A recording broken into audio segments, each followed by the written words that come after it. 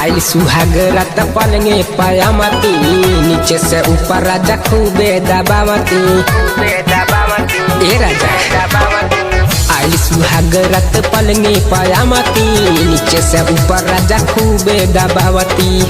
कहमर पे धाके पियल राजा बहुत सारा, तहबे मजा जाना अधोड़िया भइले बाबे मारा। राजा दवाई करा दाना अधोड़िया भइले बाबे मारा। राजा दवाई करा दाना।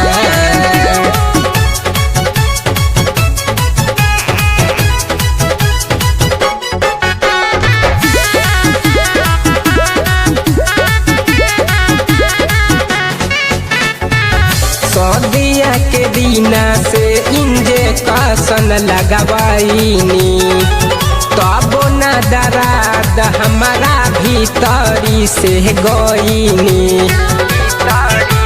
कहे सदिया के दीना से इंजेक्शन लगवाईनी, तब न दराद हमारा भीतरी से गईनी।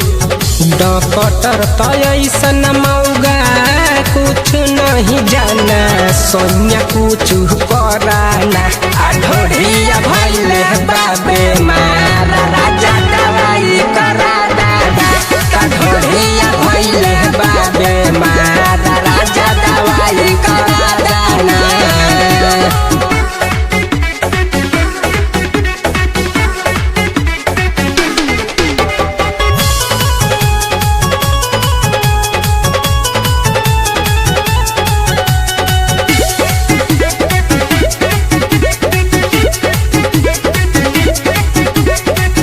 सोलह के उम्र में उड़मनी खूबे गरादा, तब नु शरीरिया बनी गईले पन के जरादा।